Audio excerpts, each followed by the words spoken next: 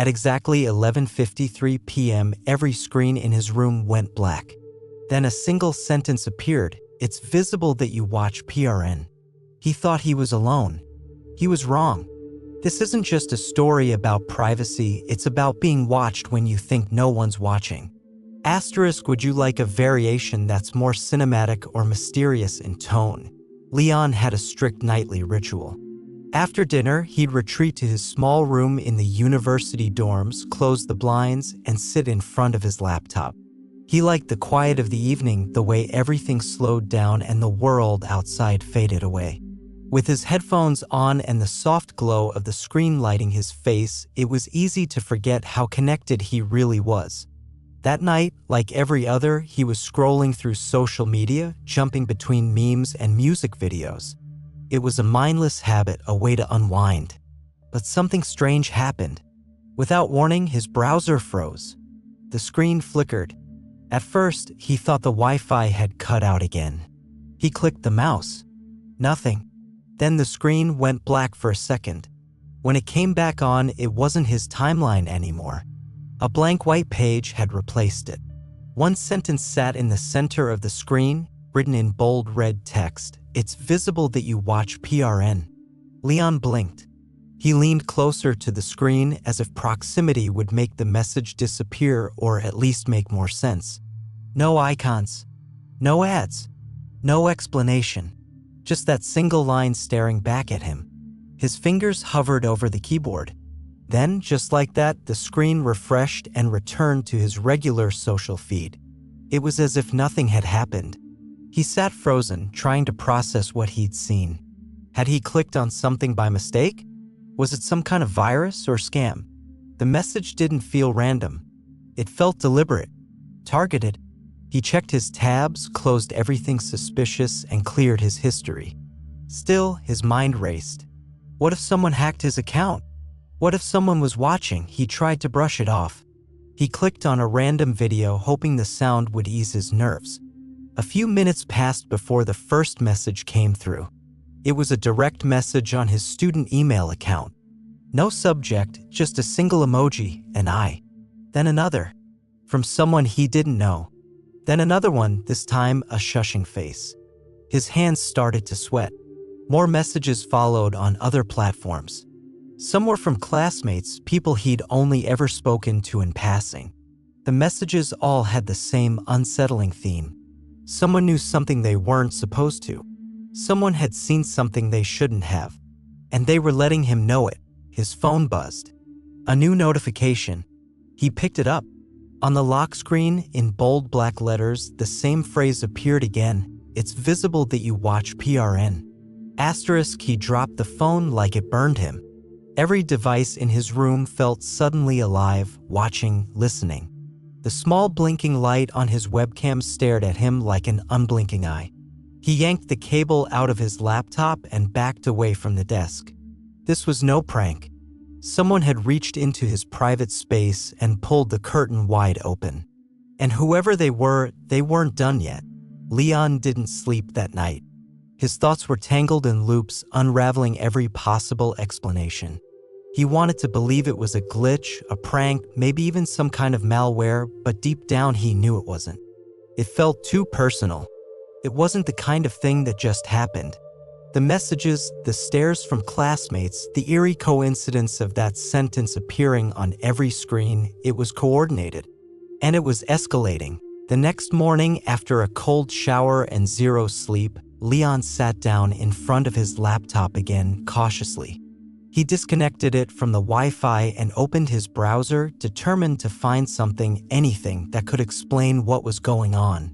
He pulled up his browser history, scrolling carefully through every site he'd visited in the past week. Nothing looked out of the ordinary, until he noticed one unfamiliar URL sitting quietly in the middle of the list, mirror.watch. Leon stared at it. He didn't remember clicking on that link. He hovered his mouse over it and hesitated. He copied the URL and pasted it into a new browser window, holding his breath as the page loaded. The screen turned black. At first, it looked like it hadn't loaded properly, but then a line of text slowly faded in. "Your reflection tells more than you think." The font was clean, modern, almost elegant. Beneath the message, there was nothing else. No buttons, no links, no exit icon. Just darkness. Then, without warning, his webcam light clicked on. Leon jumped back. The little green dot glowed steadily as the camera stared at him. He scrambled to disable it, unplugging the USB cable entirely.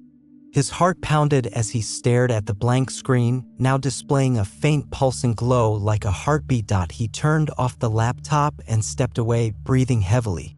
Who had access to his webcam? How did that site know to trigger it? He had never visited anything like it before, at least not intentionally. But that didn't matter now. Someone had planted something on his machine. Someone had access to parts of his life that were supposed to stay hidden. His phone buzzed again. This time it was a push notification from an app he didn't even remember downloading. The message was brief, just 3 words: "It sees you." Leon deleted the app instantly, but the damage was already done. He felt like he was being hunted, not in the physical world, but digitally. Every click, every glance, every private moment logged and possibly broadcasted.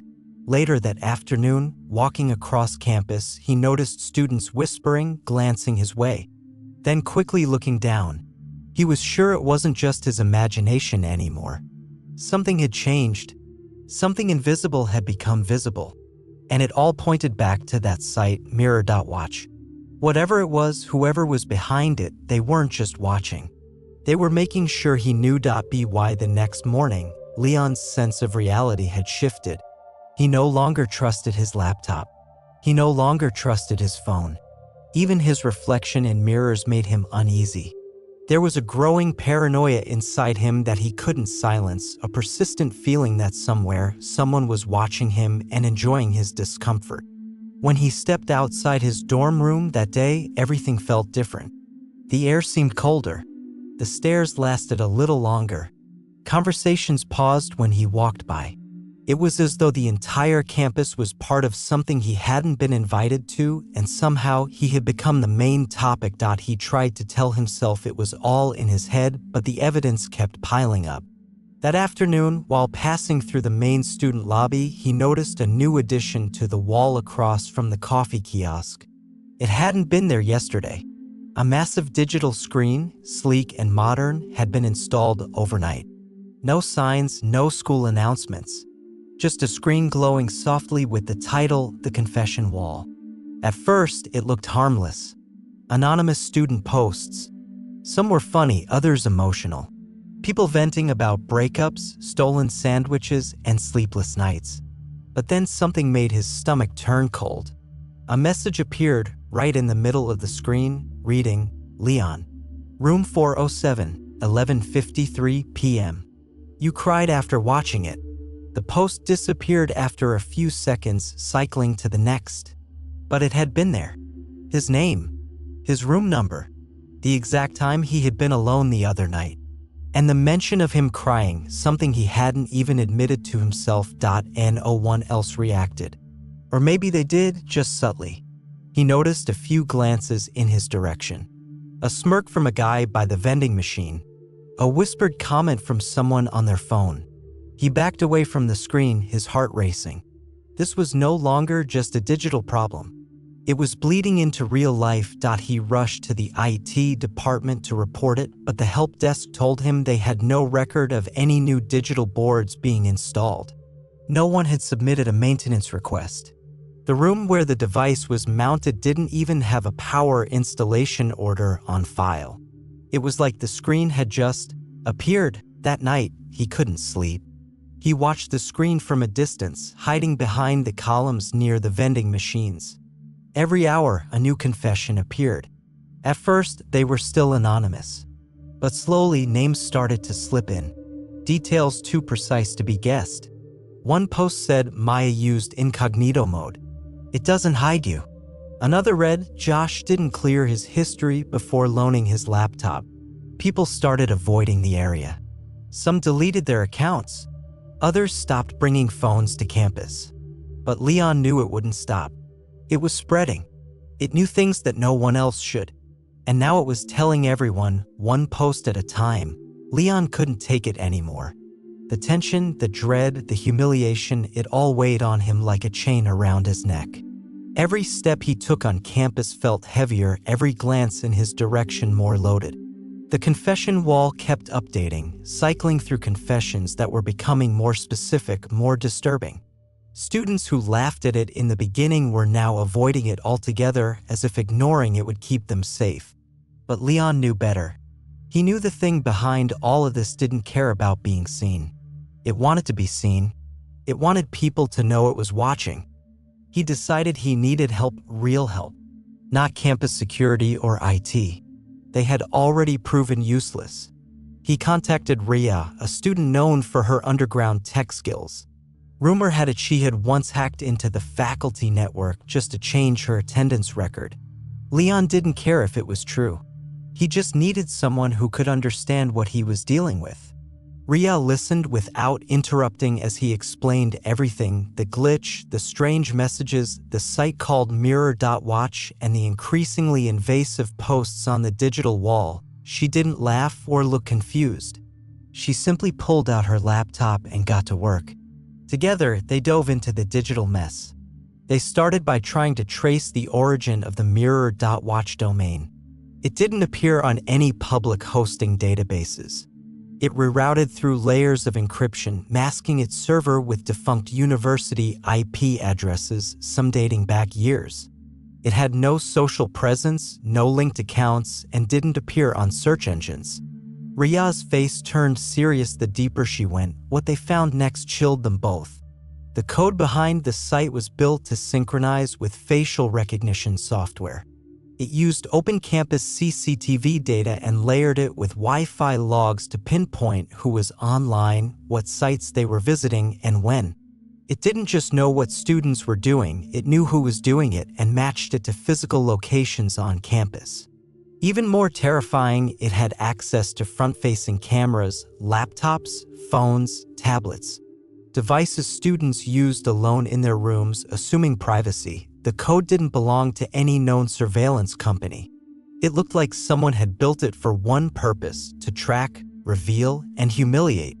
Ria found a subdirectory labeled I_logs, which included screen captures and keystroke records sorted by student ID.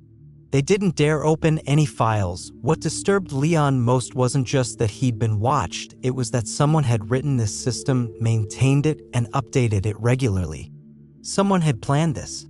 Someone had turned the whole campus into an experiment. Ria shut her laptop. Her hands were shaking. She said they couldn't fix this with code.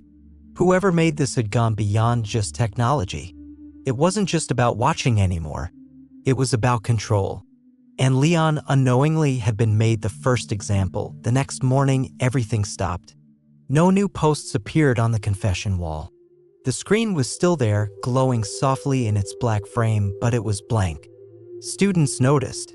People gathered around it, whispering, waiting for the next revelation, but none came. Some thought it had finally been taken down. Others said the person behind it had been caught. But Leon knew better. The silence wasn't a sign of it ending. It was a pause, like the quiet before a thunderclap. That day, devices across campus began behaving strangely. Screens flickered, froze, and rebooted on their own. Students reported their phones typing without input, their laptops turning on even when shut. Some received strange emails from untraceable senders. Others saw fragments of their own search history appear in autocorrect suggestions or recommended videos they'd never clicked on. The network logs were clean, but the results were undeniable. It was as if the digital world had turned against them, peeling back the illusion of privacy like wallpaper from a damp wall. At exactly 7 p.m., every screen on campus, phones, tablets, laptops, televisions, projectors turned black. Then they lit up simultaneously with a soft white glow. One line of text appeared on each screen in perfect sync all over campus, seen by every student, professor, and staff member. You were never alone. We are always watching. Not to judge, but to remind you.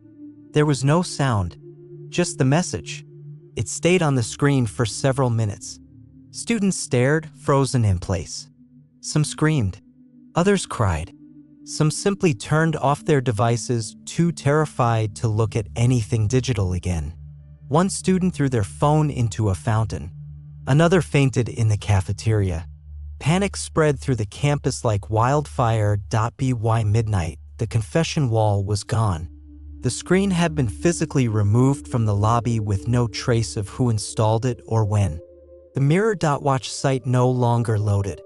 It had vanished entirely, leaving behind no DNS record, no server trail, not even a cached version. It was as if it had never existed. Leon checked every hour, but the site was gone, erased as thoroughly as it had appeared. Over the following days, everything seemed to return to normal. Students cautiously resumed their routines. The strange messages stopped. Devices stopped glitching. It was as if the storm had passed, but Leon never felt at peace. Something inside him had shifted. He avoided his laptop. He kept tape over his phone camera. He no longer felt comfortable around screens or reflections. One evening, walking past a glass building, he glanced at his reflection. For a brief moment, it didn't move with him. It smiled just a second too late, its expression slightly off, too knowing. He froze. His phone buzzed. No number. No app. Just a blank screen with a single line of text slowly fading in. Now it's visible that you know. Leon stared at the screen, unable to move. The reflection smiled again. And this time, he didn't look away.